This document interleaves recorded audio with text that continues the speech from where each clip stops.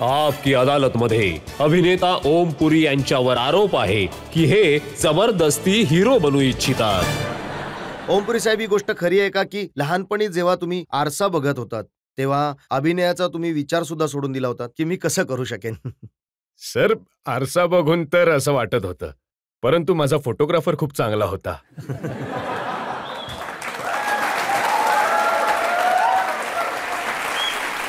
मी जर तुम्हाला माझ्या लहानपणीचा फोटो दाखवला त्यावर एक सुद्धा डाग नाहीये.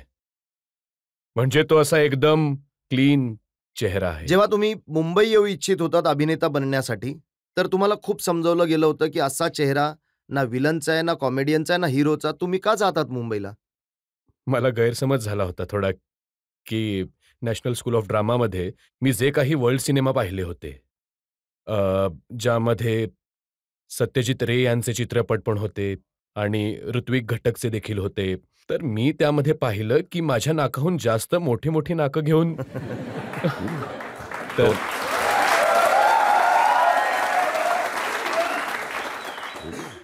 अँथनी क्वीन माझ्याहून खूप सुंदर नाहीच आहे. तर मी बोललो, यार आपणही बनू शकतो, का नाही? लालू यादव एक दिवशी बोलले होते की बेड घ्या ना. बिहारचे रस्ते ओमपुरीच्या गालांसारखे आहेत आणि त्यांची इच्छा होती की बिहारच्या रस्त्यांवरचे खड्डे भरून त्यांना हेमा मालिनीच्या गालांसारखं बनवलं जावं. परंतु मी जर काही बोललो तर त्यांना खूप त्रास झाला होता.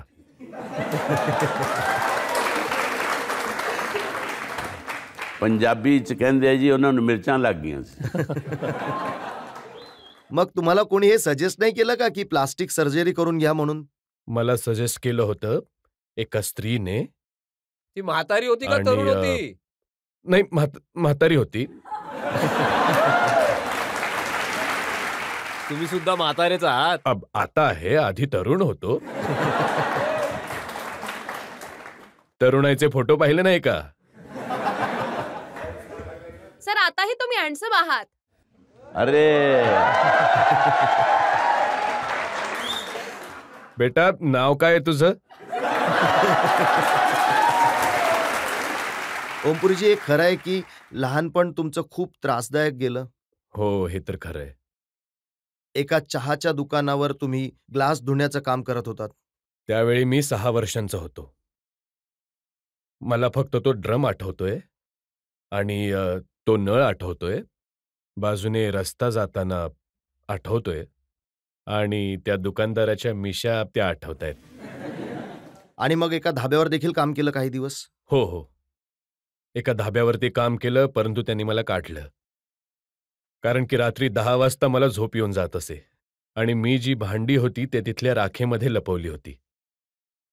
आणि दुसऱ्या दिवशी मला ओरडा बसला. मग धाबेवाल्याने काढून टाकलं. मी ऐकलं की मामाच्या घरी राहत होता, त्यांनीही हाकलून दिलं तुम्हाला? हो हो, त्यांनी पण. तसं त्यांनी मला हाकललं ते चांगलंच केलं, कारण ते मला ओव्हरसियर बनवण्याच्या तयारीत होते. आणि आता तुम्हीच बघा, मी ओव्हरसियर म्हणून बसलो असतो तर.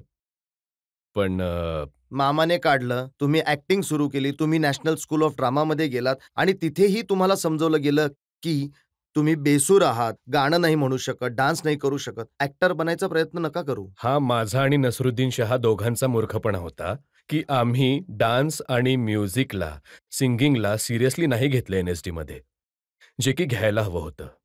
कारण की आमचं असं होतं की भाई, आपल्याला डान्सर थोडीच बनायचंय, आपल्याला सिंगर थोडीच बनायचंय. पण ते सिंगिंग यासाठी करवत होते कारण तुमचं ते व्हॉइस कल्चर, तुमच्या व्हॉइसमध्ये व्हेरिएशन देतील, त्यामध्ये डेप्थ येईल आणि तुमचा फिनिश येईल आवाजामध्ये, त्यामुळे. आणि डान्स यासाठी करायला सांगत होते की बॉडी ग्रेसफुल होईल, यामुळे नाही की त्यांना वाटत होतं आम्ही डान्सर व्हावं.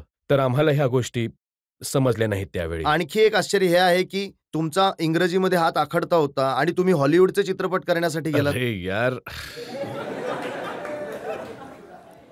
तुम्ही तर आमचे कपडे फाडण्यावरती आलात. पंडितजी, काय बिघडवले मी तुमचं?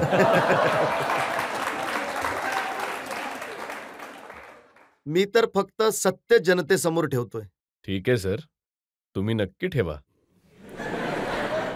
ही गोष्ट खरी आहे की मी पंजाबी मीडियममध्ये शिकलो आहे ना?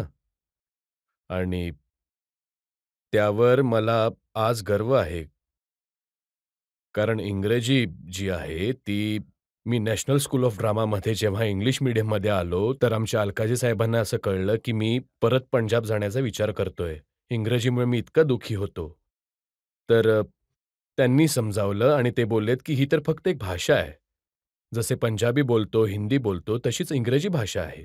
त्यांनी मला 2-3 मला टिप्स दिल्या.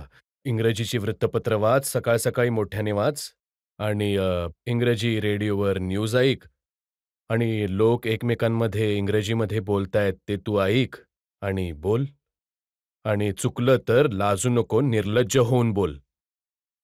तर मी सर निर्लज्ज झालो आणि शिकलो. 20 इंग्रजी चित्रपट करून झालेत.